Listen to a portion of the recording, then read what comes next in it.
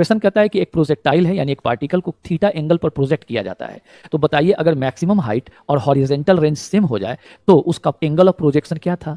तो आप जरा ध्यान दीजिए, हॉरिजेंटल रेंज और मैक्सिमम हाइट यह दोनों इक्वल तब होते हैं जब tan थीटा का वैल्यू 4 आता है, यानी एंगल ऑफ प्रोजेक्शन यहां पर u पर स्पीड पर डिपेंड नहीं करता है जिस स्पीड से फेंका गया। तो क्वेश्चन में आपको बहला भी सकता है कितना स्पीड से फेंका गया, तो इसका रेंज इतना आता है, बताओ एंगल क्या होगा। रेंज और हाइट दोनों सेम आता है, तो बताओ एंगल क्या होगा। बेटा क्वेश्चन कोई भी हो, अगर आपको दिया हुआ है कि रेंज और हाइट इक्वल है तो याद रखिएगा सिर्फ कि tan theta is 4, therefore theta का वैल्यू tan इनवर्स 4। अब यहां से कितना न्यूमेरिकल निकला आपका कि जिस समय हॉरिजेंटल रेंज और मैक्सिमम हाइट म्यूचुअल इक्वल हो जाता है, जैसे u हो गया, अब यहाँ थीटा एंगल पर प्रोजेक्ट करें, ऐसे आया। अब अगर ये हाइट यानी इत्तेफाकन ये बड़ा बन गया है, ये रेंज कहलाएगा। जिस समय ये लेंथ और ये लेंथ आपस में इक्वल है तो उस समय जो ये थीटा है एंगल ऑफ प्रोजेक्शन या u पर डिपेंड नहीं करता है। एक और भी न्यूमेरिकल हो गया आपका कि अब समझ के बात को, u पर डिपेंड नहीं करता है, ये डिपेंड करेगा थीटा पर। अगर tan थीटा का वैल्यू 4 आ गया यानी थीटा tan इनवर्स 4 आ गया,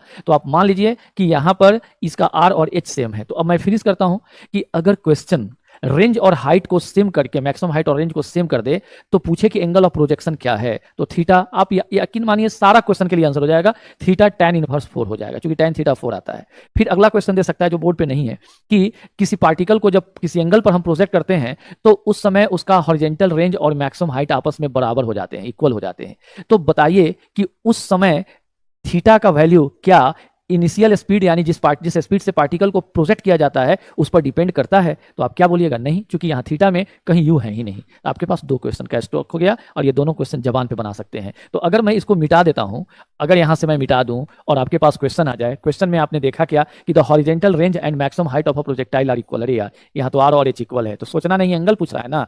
क्या पूछ रहा है, the angle of projection of the projectile is, यानी थीटा ना पूछा, तो tan थीटा चूंकि 4 होता है तो tan इनवर्स 4 हो जाएगा थीटा। ये आपका आंसर भी हो गया।